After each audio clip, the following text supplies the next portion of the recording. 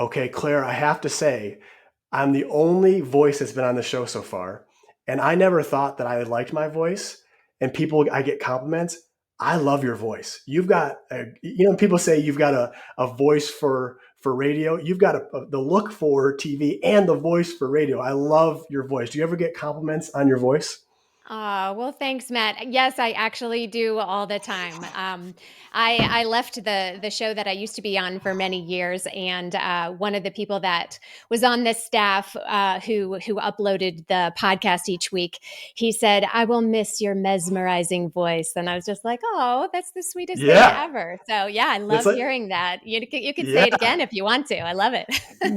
Now, did before this, did you ever think, like, I feel like nobody grows up being like, I love my voice. I feel like most people don't like their voice. Did you ever have a thought either way about your voice back in the day?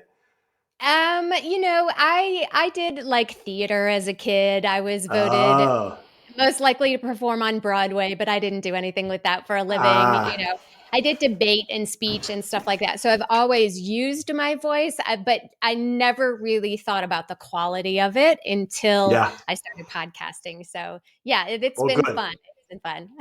You found your passion. Again, thanks for being here. So we're going to get this started. It's going to be a conversation. I want to hear about your experiences, about you. You have so much experience to offer, and so I just want to start things off by just tell me a little bit about your running story, your why of what got you into running. Okay, so we could go way, way back. So my dad was a runner, just a casual runner. He would run 3 miles every other day before breakfast. He never raced, he never trained per se, but he was always active in running. I was not interested at all, when he was doing that. But he did an outward bound trip one year, and I was 14 years old, and I thought that was the coolest thing. He went on this trip and went hiking and kayaking and camping, and I'm an outdoorsy person, and I thought that was super cool. But my dad said, but you have to run. They have a half marathon at the end of this. And so I trained all summer. I had my Walkman with the Top Gun soundtrack, and and I trained. My dad taught me how to do it. And at the end of that trip, that half marathon, I beat all the boys. I didn't. I beat all the girls, but I beat all the boys too. And I was just like, wow, that's really amazing. And then, in high school, I tried out for the track team. I raced exactly one race and I came in dead last and I quit immediately. I'm like, this is not for me. I'm never going to do it again. Then I did one half marathon in my 20s, to like get over a breakup. And, I left running again. And so I didn't really find running until my high school reunion was about to come up. And I'm like, well, I want to get into good shape, look good for the reunion. So I'm going to do running to do that. And I hated every step. I ran for a year and I didn't like it at all because it was a means to an end. But by the time the reunion came around, something had switched in me. And I said, well, I'm going to keep running. And I ran the same half marathon that I did in my 20s and did quite a bit better. So I was happy with that. And then a friend of mine on Facebook was running the Boston Marathon. And I was like, well, if she can run the Boston Marathon, I can run the Boston Marathon. I had no idea you actually have to qualify for the Boston Marathon. I just thought just go run a marathon. Here I And am. so, yeah, so I figured that out. And I decided to run my first marathon. I did not qualify the very first one, but I did for my second. And, the rest kind of is history. We could go into that. My first marathon was a 4:02, and my final marathon was 2:58 at age 42. So Nice. yes, I definitely had a really, great progression, became a coach along the way, and absolutely running has transformed my life. Would you say that, did you ever have like a hate, love, hate, and eventually slowly it turned into a love? Or like what was different about, I guess you said like that's why I started running was weight loss initially. Sure. And I feel Yeah. like a lot of us, we start for the physical, but I think, and you tell me your thoughts, what keeps me coming back is the mental. Like just that feeling after a run, what you get, the clarity that you get. What keeps Hmm. me running is for my mental health. What keeps you run? What was your drive then and now? Well, it's still love hate. I will tell you that. Yeah. I'm not that type of person that loves every second of my runs. I mean, I wish I was. I'm not. But it's yes. It. I started like for so many people start the same way for weight loss or for physical, and it changes somewhere along the way. So that's why I really embrace the runners that come to the sport for weight loss. Yes, they might have what some people consider superficial goals, but running transforms you, and people Yeah. aren't prepared for that. They're just like, oh, I'm just going to do this as my cardio, and they have no Yeah. idea as what the mental benefits are going to be. So absolutely, I'm not the same without my run, and it's unlike anything else. I've been active in a lot of things, and running, there's something really special about running mentally that you just don't get anywhere else.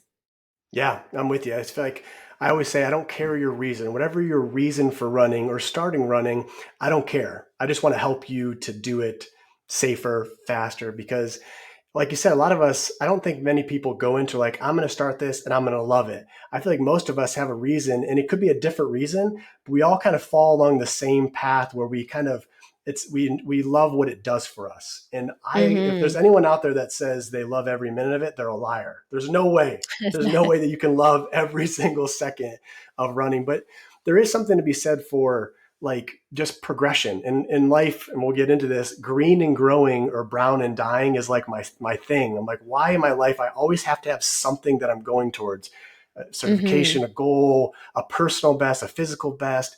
And like with running, so many people, that joy, whether it's with you or your clients, like for them to do something for the first time ever is super empowering. It's like I never thought Yes. I could even run a mile. Now they're running 2 miles, they're running 3 miles, and things kind of like bleed over into everyday life. People that maybe don't have confidence or the mindset, or they just, I can't do that, I can't do that, I can't do this, without actually trying it. And then in the running, they're breaking some of these barriers and they're doing things that they didn't think that they could do.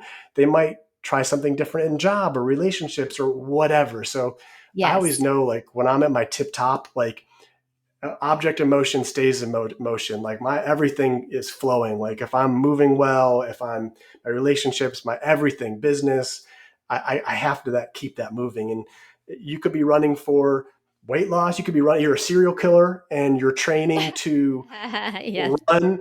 I don't care. I don't approve it, but I'm going to help. So it's like no matter, we can all kind of find the same place, and no matter your reason for being here. So, what do you think about? I love your. Tell me about the planted runner. What's the story behind that?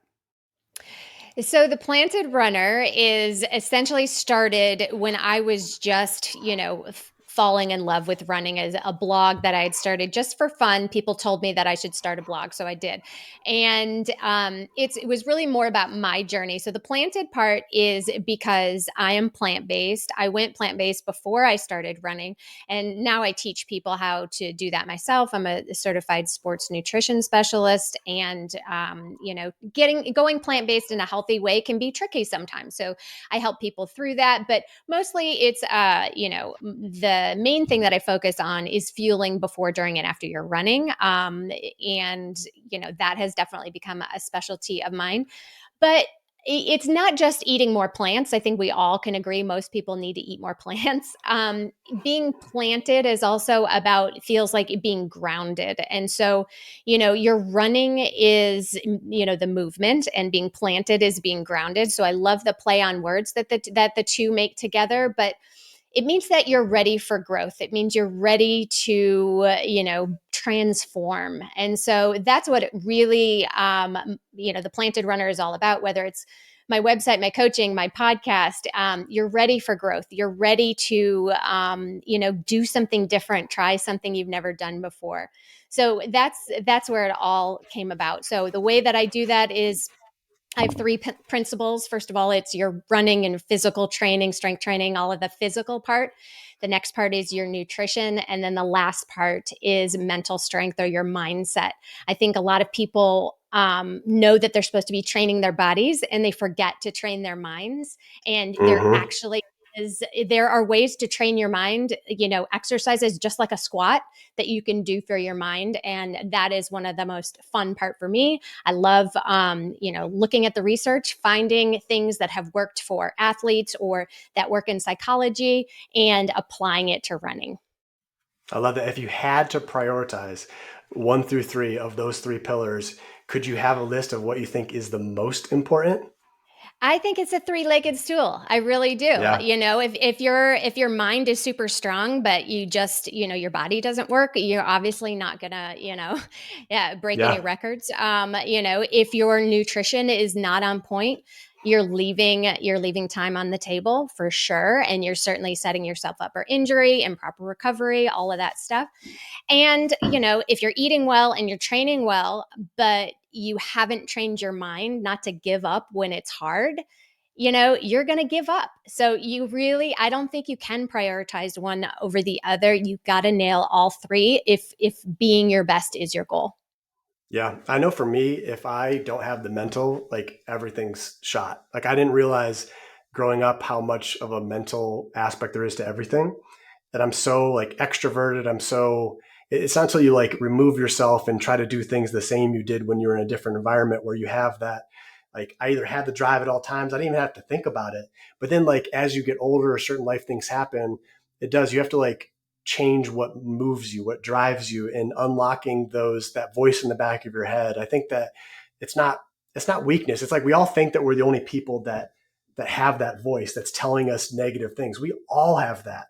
It's just some Mm-hmm. people are better at overcoming it or shushing it up or finding strategies to move on. And that's what for me, it's like amazing how much perception in our mind and how we can, the whole I have to run 3 miles today. I get to run 3 miles today. Just that Yep. whole we take so much for granted, and that is something that I have to keep up on is like what drives me. And I'm so like driven by other people. I've been working the last couple of years to drive for myself, which is not as easy, but like if I would run and I would dedicate it to my dad or my friend, someone that's dealing with something, I would like channel all that energy into a drive.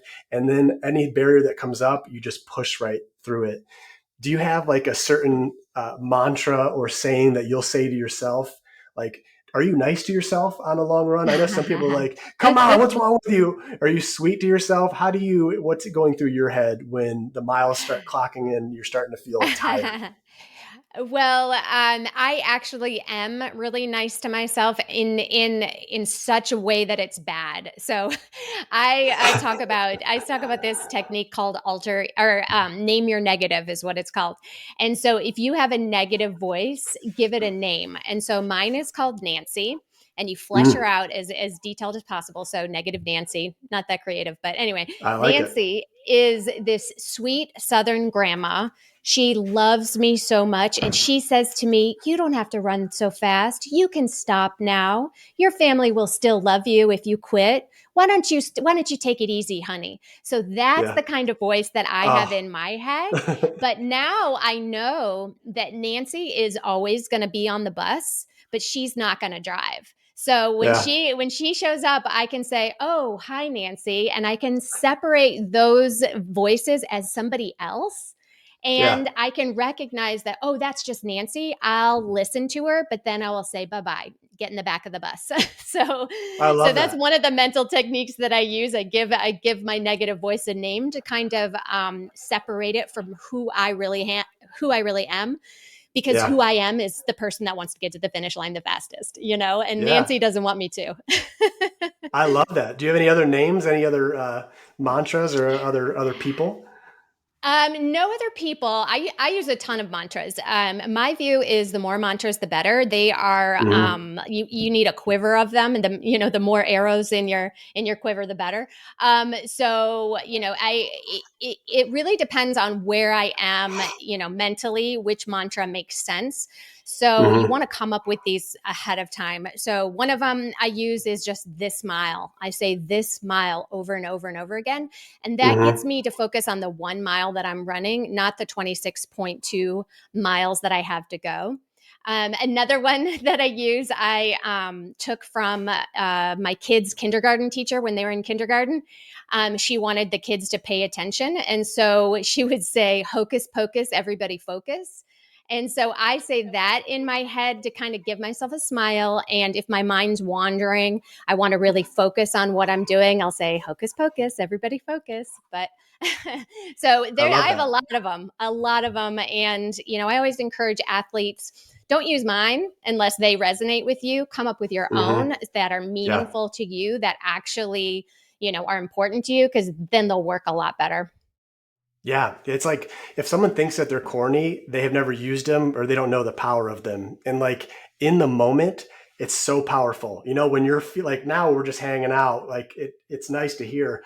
But when you're like struggling and you have those thoughts of like everything but doing what you're doing, those sayings help so much. And it Absolutely. was I didn't realize that it's so much that we learned. Like for a year before the pandemic, I coached as well at Orange Theory. So I was on the microphone, and it was so interesting to like spout out different either cues for mechanics. That's how I learned a lot of like my like vocabulary and how I talk to try to influence movement, but also just like what motivates people, what drives people, and how Mm-hmm. you could say one thing and one person's super driven, and the other person's like, yeah, that's not for me. But those things do help. Like they do work. Like when you're in that moment.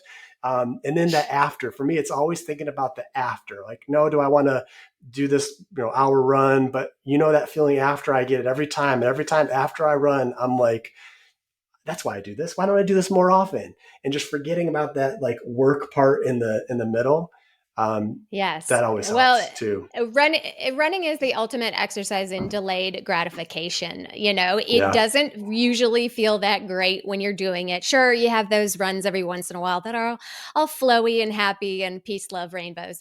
But most of the time, you don't yeah, feel good until you're done. So that's something that we, have to have patience for, and delay the gratification to the end. yeah. I love that Nancy. I feel like I want a Nancy in my life at all times, but not all the time. They're so sweet and kind and loving, Yes. and I feel like when I picture myself, I'm like a Nancy. I'm so kind and sweet to people, but they don't always need that. Sometimes they need a little Yep. more oomph. I don't, Well, I don't know what's out.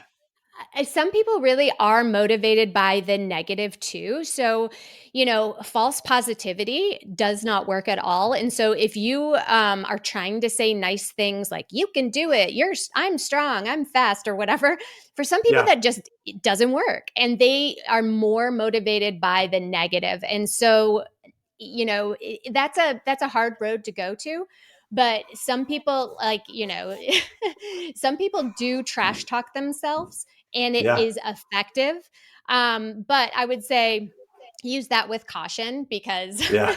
that can make you quit too. But experiment with it. It doesn't have to be you have to say all the nice things to yourself to get you to motivate yourself. Try being a little mean to yourself, especially if you're always nice to yourself. Try the opposite of what you're doing now, especially if you're in a plateau, or if whatever you're doing isn't working, try something else. Yeah, that's something I'm learning because I'm such an all or nothing kind of person. Switch on, switch off. Life is more of a dimmer, and some days it's this percent, some days it's that. Like some days I might respond better to negative talk. Some days I don't want that. It's just, and that's what's fun, I guess, about working with people and that everybody's different and finding what drives people individually. And it's funny you say that about the like talking trash. There was this one coach, that Orange Theory, that she was intense. She was like this little thing, but she and would berate people. And it was amazing. Some people were like, she's the best ever. I'll never do anybody else. It was amazing. And other people like, I can't operate under that environment. It was too much stress, too Yes. much pressure. What do you like to do? Like, what do you find is most common that motivates your clients? Like, what is it that usually pushes people? What's their why to why they do what they do with running? Everybody is different. So I can't say that there is one thing that motivates, this person over that person. But I tend to work with older runners, so 35 and up, mostly people in their 40s and 50s is probably the main segment of people that I work with. And when you're at that stage in life, you've been married usually, you might have kids already, but they're a little bit older, and finally you're doing something for yourself. And so who find running later in life and they have some wins or they start getting better, they build this incredible confidence in themselves, which is just amazing. So they get a little taste of, wow, I couldn't run a mile and now I'm running a marathon, and do you think I could run it faster? And it's like just this huge confidence builder. So people are willing to put in the work because they see some results, which is all brand new. People who have never been athletic, they weren't the jocks in high school, but they're finding running later in life because it's simple. They just go out the door and go for a run. It's not like, they have to buy an expensive bike or, get a ski pass or whatever. It's a hobby that's really accessible. And so most people can just go and do it. And then they figure out, wait a second, this is totally transforming everything. And once they get a taste of whether it's racing or something else, but once they get a taste of some kind of success, they are just like, wow, I want to see what I can do next. And it builds on itself. So, if racing is your goal, it's a great way to get motivated, push yourself to new limits, but you don't have to race. There are ways to be motivated and get in super, super great shape without actually going through a race. But I find for a lot of people, they kind of get addicted to the PRs and which could be good or bad, but it really is a motivating factor to see what they can do now that their lives are more, for themselves. Yeah, I love that. Speaking of PRs, tell us your transfer. What was it? Was it time, energy? Is there any secret formula? What got you to improve so much on your marathon time? Um, the thing is that I really became a student of the marathon. And so, the first one, I followed some generic training plan online. It wasn't anything special. But then I wanted to get better and better and better at it. So I read everything I could. I learned all about the types of training. I learned about recovery days. I learned about what kind of speed work, what kind of long run. I really became a student of learning what it takes to run a faster marathon. And so it wasn't just training my body to do it.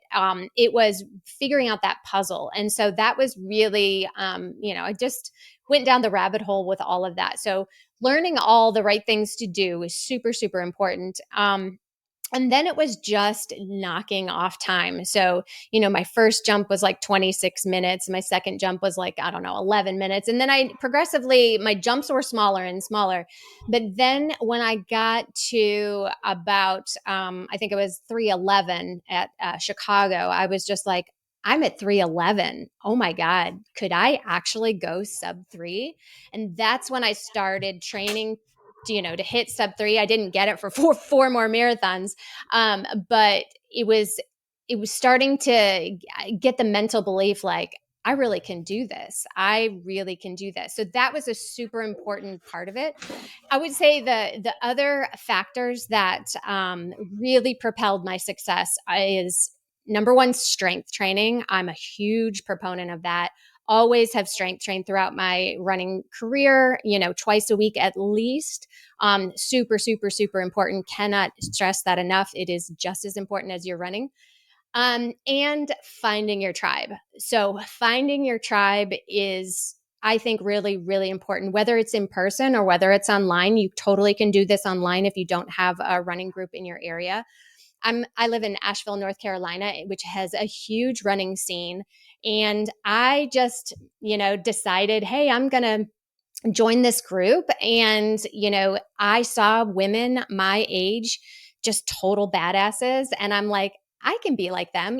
I got inspired by women who were really just doing amazing things that were my age. And I was like, wait a second, if they're doing it, I can do it. So I highly, highly, highly recommend finding some people in your life that can push you and can pull you back too. Not just push you, you need to know if you're training too hard too. You definitely don't want to go down that road. But we're just more powerful in a group than we are Mm. alone. And so you really need, and your spouse is sick of hearing you talk about running. So stop blathering on Yeah. about your 400-meter splits to your spouse. Go find some running buddies that want to hear every detail. Yeah, I like that. That's going to save some marriages too.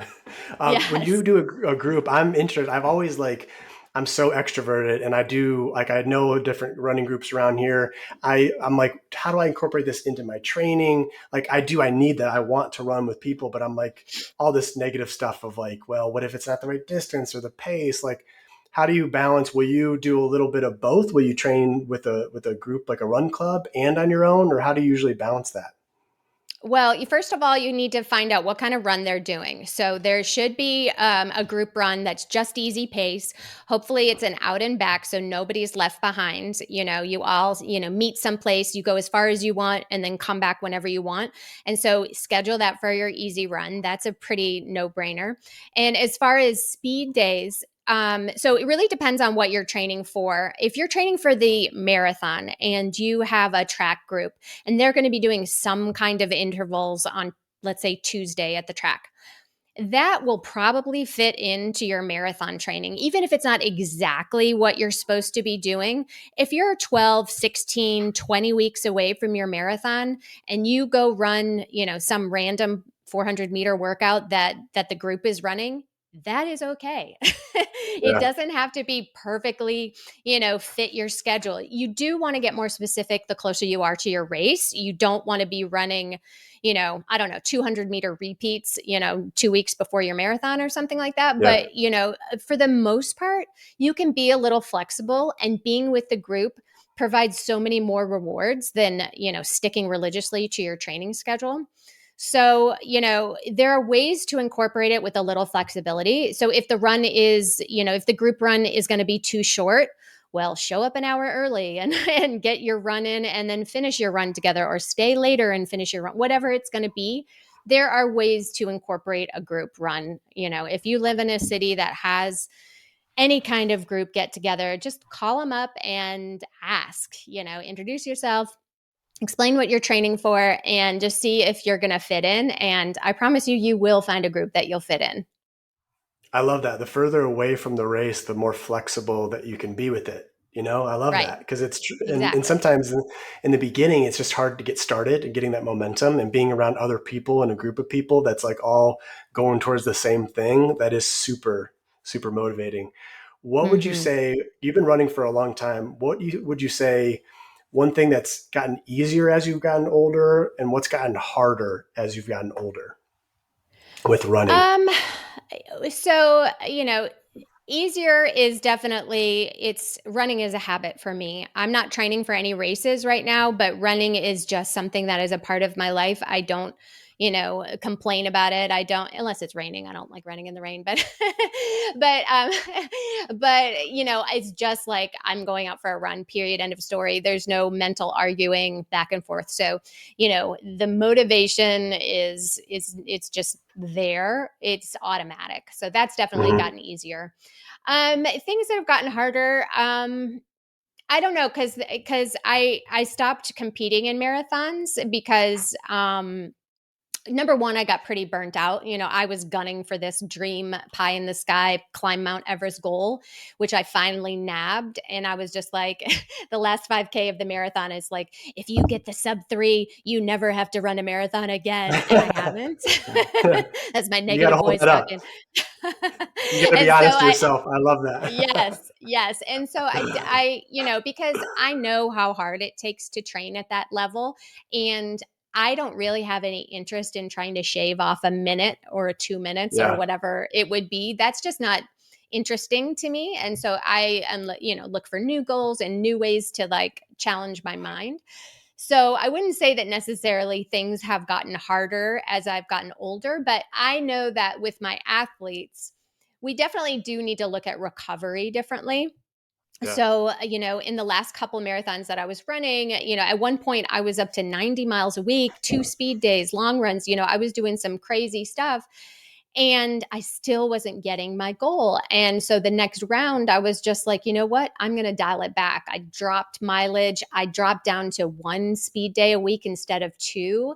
And when I kind of eased up on the gas pedal a little bit, everything changed, and it came, because I think I was trying too hard, but I also wasn't recovering. I wasn't able to do. I was struggling, and when you're at that volume, or even if you're not at that volume, if you when you hit a certain point and you're just banging your head against the wall, it's time to see if easing up is going to make a difference. And that's what did it for me. And I think a lot of masters runners come up to this at some point, especially if they've been running and training for a long time. They realize that they can't train like they're 20 years old anymore. They need to tweak and do something different. And it doesn't mean you can't be the best you can be. It doesn't mean you can't be competitive. You totally can, but you just need to kind of tweak your training to allow for more recovery and just smarter training. Yeah, I like that. It seems like for me, like in people, the mind, as you get older, we get wisdom, the mind can get sharper, but our body, you've got the same body. And it's amazing that we have the capability of healing. But at the end of the day, a 50-year-old car, it's still a great car. It was like, it's an amazing car, but it's 50 years old. So we have to like just remember that, and the tissues. And so, yeah, I think it's kind of dialing back. And the hardest thing for a lot of us, I think, is less is more. You're used to like school. The more I study, the better I'm going to do. Well, not always. Sometimes you can overdo it. Same with movement, is sometimes too much. Yeah. And having the confidence to pull back and know that's the right thing. Like I'm sure when you first were like, Hmm. I'm going to dial it back, it's like, man, I feel like I'm doing something wrong. It's like sometimes the hardest thing to do is to do nothing, but it's healing. It's Right. it's it's helpful. Is your body, would you say 100%. like it takes you longer to recover? Like do you have any go-tos for recovery? Do you like ice baths? Do you like massage guns? Do you personally have any favorite recovery modalities? I am definitely anti ice, and I'm anti anything cold. I don't like cold.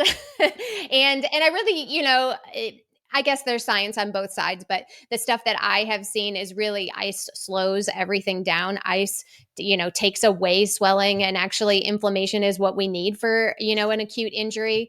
That's our method of healing. We actually do want inflammation. So I don't think that ice is an appropriate treatment for a lot of things. Maybe for like an acute injury like a ankle sprain or something, ice can help in certain situations. I don't think it's a great idea for overuse or for just plain old recovery. Now that Hmm. being said, if it makes you feel good, you do you.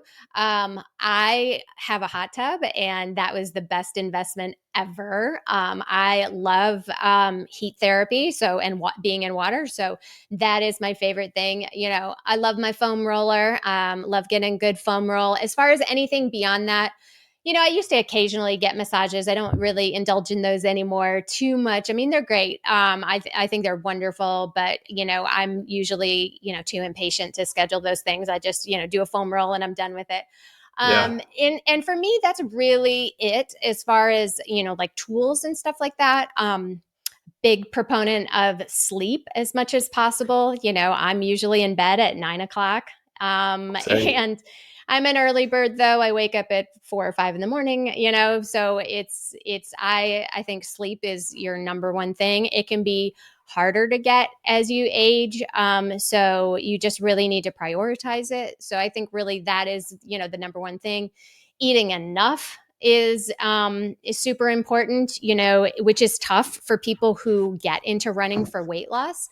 They don't actually eat enough to support the kind of training that they're doing, especially if they're plant-based or mostly plant-based, because it's hard to get enough calories in if you're trying to be super super healthy and you're eating all this stuff with, tons of fiber that's going to fill you up a lot, and you end up accidentally under eating, which can lead to all sorts of trouble with your running and injuries and low performance stuff like that. So make sure you're eating enough, make sure you're sleeping enough, make sure that you're chilling out, and relaxing. Try to de-stress as much as possible.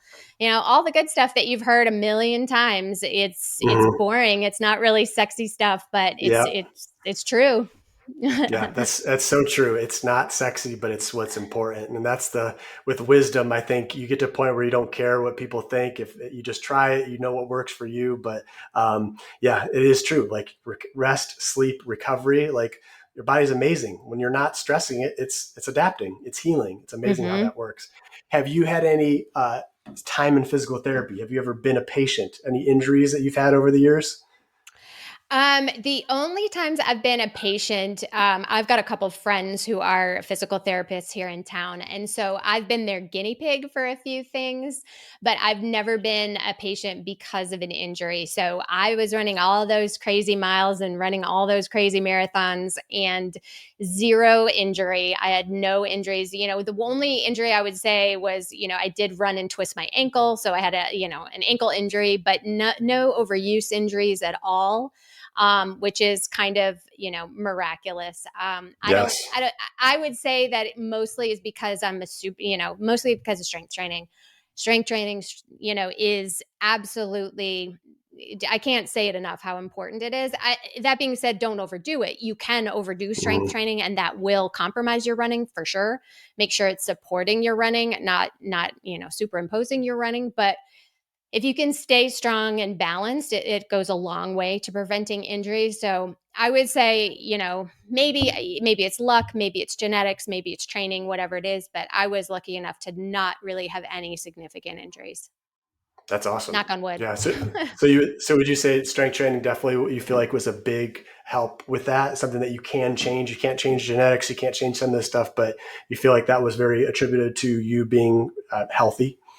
Absolutely, absolutely. I mean, I do have a stereotypically good running form, so I've had my gait analyzed, and, I run in an efficient way that I've never trained myself. I do all the standard drills and all the stuff you're supposed to do, but there's just a natural way that I run that, I'm sure has something to do with that.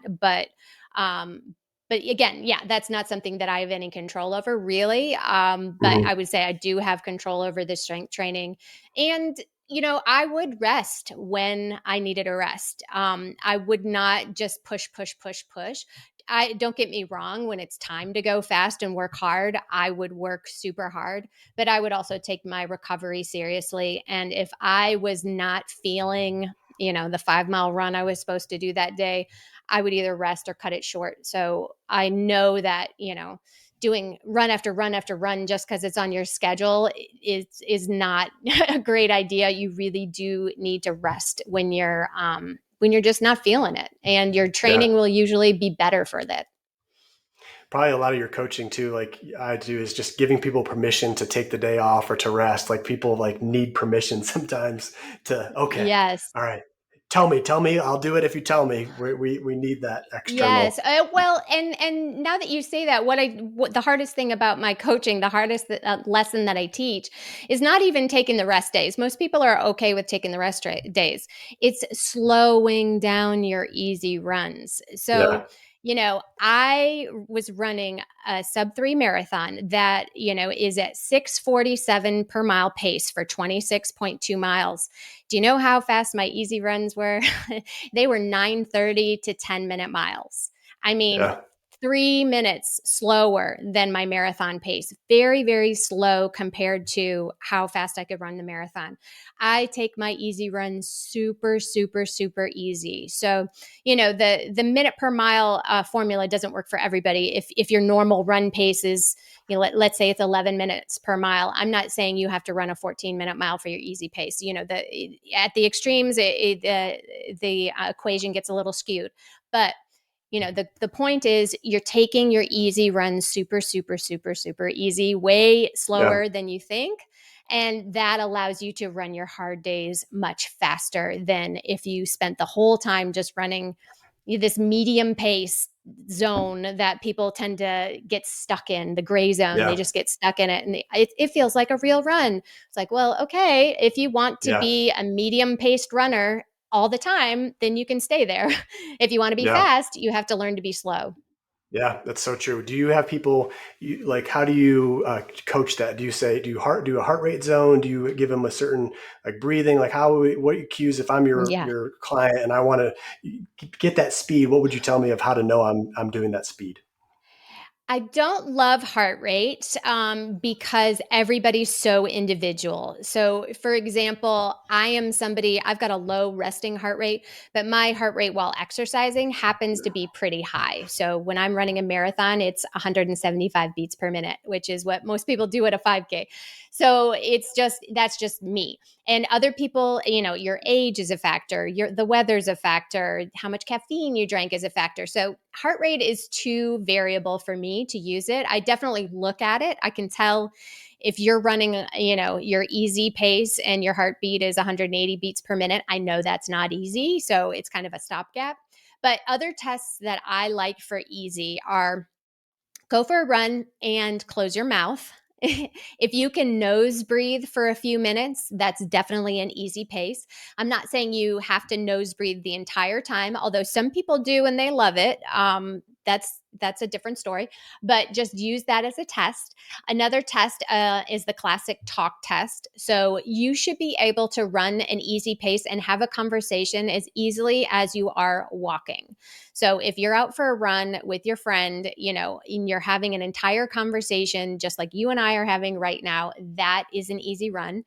If you're by yourself, you should be able to sing along with your music or argue with the podcast you're listening to. You should be able to talk very, very comfortably. If you can't, if you can only say a few sentences and then you start huffing and puffing again, that's not an easy pace. Yeah, I love the talk test. That's what I always use is I talk about three different gears, gear one, gear two, and gear three. And like gear one or that speed you're talking about, it's like you should be able to hold a conversation. And gear two, you can get a few words out. Gear one, you can't talk. It doesn't mean, like you said, you don't have to talk, but ask yourself, could I hold Mm-hmm. a conversation at this pace? And I like that one a lot. I think that one really hits home a lot with people. Mm-hmm. Couple more things before we get into our little quick this or that. Tell me about how do you keep running as your passion and your business? Like how do you do it all? Like you said you got burnt out from training and racing back in the day. Is there anything that you find different about running now or the joys, or tell me how you balance that? So now I run just for me. Not like I didn't before, but like there is no performance goal. I don't put any pressure on myself. I don't care how fast I run. And I just go out for a run, whether it's 3 miles, whether it's 5 miles. I rarely do more than 5 miles these days, but I'm just doing it for my sanity. I'm going to get sunshine in my eyeballs, for my circadian rhythms. I'm doing it for my mental health, get some fresh air. Like it really just is more of a practice for me. It's not about performance. Of course, it's for health too, but I think health is actually the side benefit. It's for everything Yeah. else.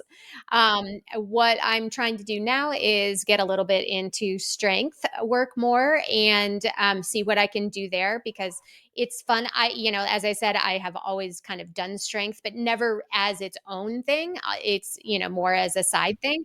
And so it'd be fun to see, if I can get, some big guns, the skinny little Oh vegan yeah. can get Watch can get out. some guns. Whoa. Yeah, I know. Yeah, let's go. Yeah.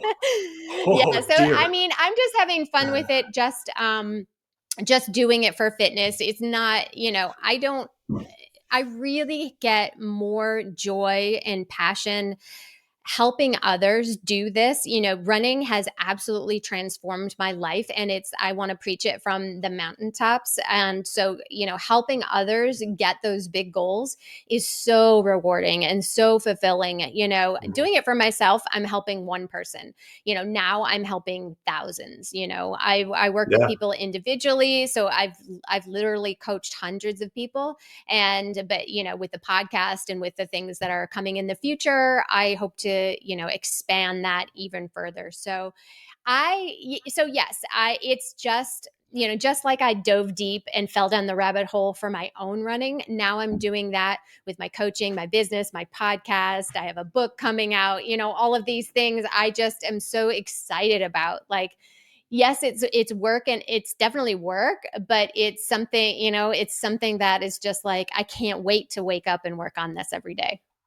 I love that feeling. And that there's nothing better. And I feel for people that don't have that to do something as a job that you don't truly enjoy. And I know there's a lot of people that have to do that.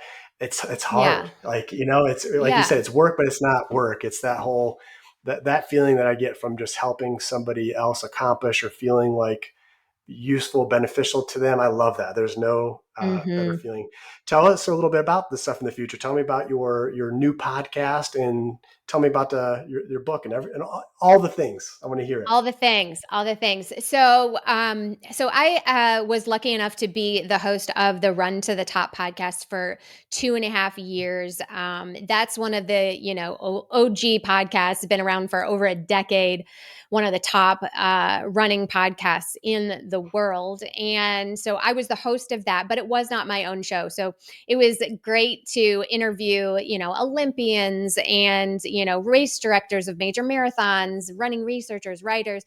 I got to cut my teeth on that, get into podcasting, working for somebody else. And now I finally have gone out on my own and can do it 100% my way. So the Planted Runner podcast actually came out mid-August, and to my delight, was the number one running podcast in the United States in the first week. So I'm super, super thrilled with that. Those charts are kind of funny. It's gone up and down since or whatever, but has been in the top 10 the whole time, which is just more than I could ever imagine. And I'm super thankful to everyone who's listened. So that show is a mix of interviews and a mix of coaching shows with the goal to make you a better runner while you're listening to the episode. So listen to it while you're running, it is the goal. And my book, which is also The Planted Runner, is coming out. It should be February, and that is everything I teach in book form. So it's about how to be a better runner, fueled by plants, and how to work on your mindset, all of that. So it's really just the basics of how to learn to run from a very beginner all the way up 5K, 10K, half marathon, marathon, how to fuel your running, and how to get your mindset so you can do really hard things. Lots of stuff over at theplantedrunner.com. If anybody is interested, I've got a free fueling guide for runners called the Ultimate Fueling Guide for Runners, and you can get that at theplantedrunner.com/join. I love it. Yeah, I was amazed because you know, saw how you had, transferred your own. I didn't know all the backstory, but it's always amazing when you can see somebody pull a good amount of people with you that Yes. speaks to you. And it's funny, like, I feel like it gets to that point where I was with corporate healthcare for 10 years and it was great, but then there gets to a point where you want to do things your way. You want to be creative. You want to build your own brand. And so that's what I did almost 6 months ago now. And so it's all new and it's exciting. So good for you. I love that. Do you, Yeah, good for you, Matt. yeah, it was big. How do you formulate I noticed I like your format of like 15 minutes or so, give or take. Like, how do you come Mhm. up with your ideas for podcasts? What do you do? Well, what I do is basically go from questions people ask me. So, on Instagram or direct message, or any, or my clients, the athletes that I coach in person. I talk to them, and when they have a question, I think, oh, well, that's a great idea for a podcast. So right now I'm really focusing on the absolute basics. So, pacing, fueling, how to fuel a marathon, that kind of thing. It's marathon season right now. So lots of questions from marathoners. But I've also just, started doing interviews too. So I interview people who I'm curious about, who can answer questions that I have. So I'm learning still too throughout this whole process, and I love to bring the listener along. But really, anything focused on running, nutrition, and mindset, I'm going to cover. So I like to start with some kind of story, get people to hooked in with some kind of interesting story, and then my goal is to basically teach 3 things every episode. So you are going to come away at the end of that episode having learned 3 specific things that are going to make you a better runner. I love it. All right, you ready for our 10 quick rapid fire this or that questions? Yeah, totally. All right. All right. So it's which would you prefer? Running 5 miles on a treadmill or outdoors? Outdoors. I should have known that. That was easy. Uh, run a half marathon on trails or on the road? Roads. Do you run with music or without music? With. Okay, good. Phew. I feel like the people that can do it without are crazy. So do you listen to podcast or music when you run? Music for fast running, podcasts for slow running. Yes, I'm the same. Do you prefer running solo or in a group? Solo for the most part. How about speed work or base training? Which do you prefer? Base training. Foam roll or massage gun? I should have put hot tub on here, but if you had to pick foam roller or massage gun, would you Foam rather? roller. Foam roller. Caffeine or no caffeine? Caffeine. Yeah, who doesn't have my parents? I don't I don't know. understand it. My parents don't do it. Minimalist shoe or a cushioned shoe? Can I say both? I am I guess so. I I suppose so. I have lots and lots and lots of shoes, way too many. It's a problem, and I have some of everything. For the most part, I'll do a little bit of cushion, but I have 3 or 4 minimalist shoes too. I gotcha. When you're going out, what makes you? Is it the distance? Is it how you feel? The color? What makes you pick one shoe over another? I pick the shoe for the run. So, Yeah. different shoes for speed work, different shoes for trails, different work shoes for long run, different shoes for tempo. Yeah. All right. It depends on the run. Do you match your outfits with your shoes? Usually not. I usually have pretty tame outfits and pretty crazy shoes, so they usually don't match. I usually don't care, but every Yeah. once in a That's while, yes. yeah. All right. The last one is: do you prefer recording voice or video content? What do you like doing better? I definitely prefer voice, so podcast audio, but I am going to get into more video stuff coming soon for sure. Yeah, it's such a learning curve. Like I went from patient interaction to then learning how to coach on a microphone where people aren't responding, and then like how to interview versus like talking when nobody's listening and responding. They're all so different. And like video Yes, versus voice and time. I like the challenge because I think we should be able to get our communicate or get our message out by different media formats to really make a true impact. So I like the challenge of everything because I think it's different, and I think some people respond better to one versus the other. And I've learned, and absolutely. I'm sure you know this, you can never make everybody happy, no matter what, no Nope. matter what you do. And just that's something that's been good for me to learn is just there's some people out there that are just miserable, and I feel bad, and I just try to think that's sad that they're like that. But people can be mean. 99% of Yes. people are so nice, and it's rewarding. But we all know those. There's those instances. Well, that's a sign that you make it. When you get a negative comment telling you when somebody says you're giving bad advice or this is dumb, that means you've made it. Yeah, exactly. It's like you don't want to say what you think, but yeah, just kind of brush it off. Well, this has been wonderful. Tell us, is there any other ways you mentioned your website? How else can we find you? I am the planted runner everywhere. So the planted runner at Instagram, I share tips every day on how to be a better runner. Like I said, theplantedrunner.com/join. That's how you can get the free fueling guide. I'm also doing a free marathon series where I take you through what you need to be doing every week for 12 weeks before your marathon. And that's theplantedrunner.com/marathon.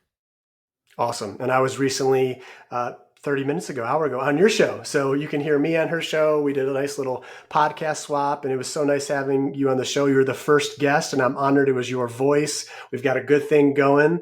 And thanks again for your time and your expertise. Absolutely, Matt. You're a natural interviewer. This was great. I hope you do more of them. This is super fun. Thank you. I appreciate it. I'll talk to you soon. Bye.